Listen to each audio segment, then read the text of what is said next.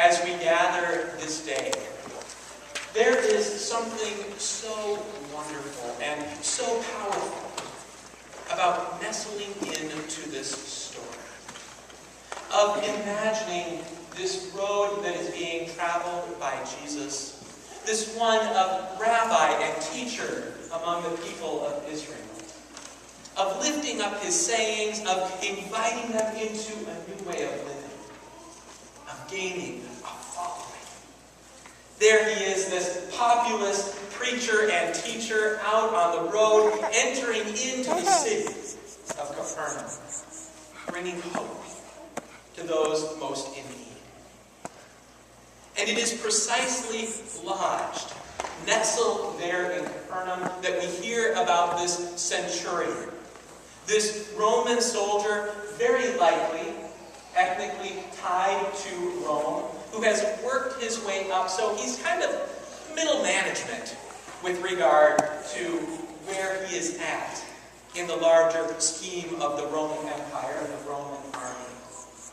He has a number of groups, centuries under him, a number of people, but he also has those who are up above him, who can tell him to come and go. And as he is there in this place, it is clear that this one is one who has developed relationships with the people in that city. The Jewish elders, those who live there, have come to respect him. Rather than just being one with power over and taking advantage, there is clearly a sense that he is connected with them and cares for the people. He has walked with them in building a synagogue, a holy place for their community, a wonderful gift and something they celebrate. So now, as things are not going so well in his life and with the servant who travels with him, he is wondering where to go with this. Whom does he call upon? How does he reach out? And imagine those who have come to trust and care for him, wondering about what it means for them to take care of this foreigner whom they have come to respect, care about, perhaps even love.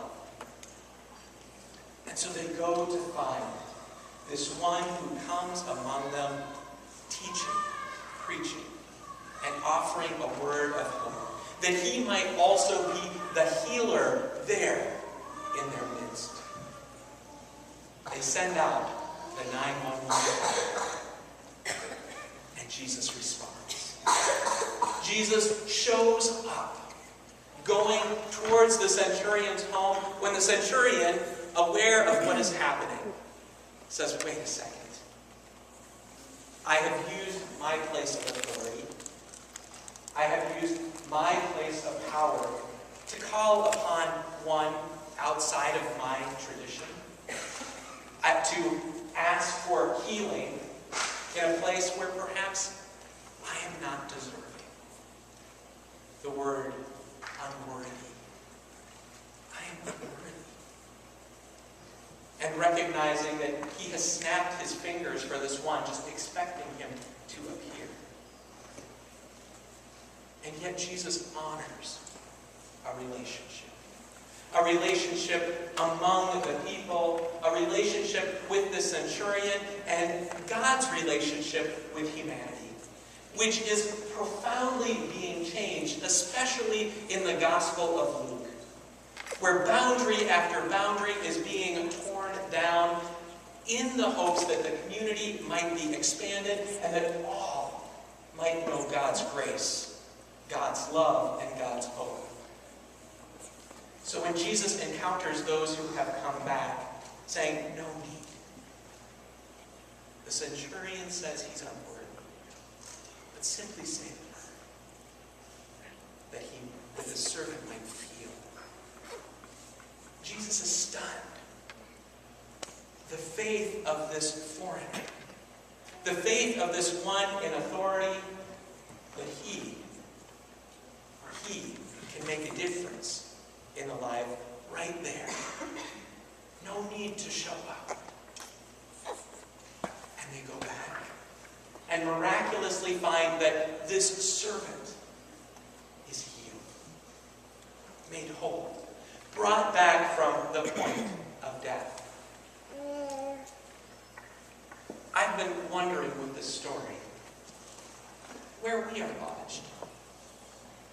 Where do you as an individual and where do we as a community dwell in this story? Let's start first with this servant who is sick and on the verge of death. How many of us, emotionally, physically, spiritually, are in that place of feeling like we're laying down and wondering, is there hope for me? Temperatures flaring, perhaps a spiritual cough that just won't go away in the form of a question, a struggle. Perhaps a physical ailment that is weighing a person down. What does it mean to be there and to feel helpless? And to only have that one person whom you have come to rely on, working to find a way that you might be brought back into community, that you might be healed, that you might be renewed, that you might be restored. Perhaps that is where you are today. Longing, feeling this great press of the weight of the world, and just wanting someone to take your hand, to say, I'm searching for the answers with you, for you, that the healing might come. Or perhaps you are the centurion. You look at one that you care about so wonderfully and deeply, who is ailing and who is struggling, and are saying, what can I do? I've got money in my checking account. I've got a good house. Life seems to be going okay right now. But all of this doesn't seem to matter when this one person who has traveled by my side, whom I care about so deeply, is laying there, sick and ready to die. I simply want an answer, a hope. Help me. So you go on the quest for how this hope might be realized, reaching out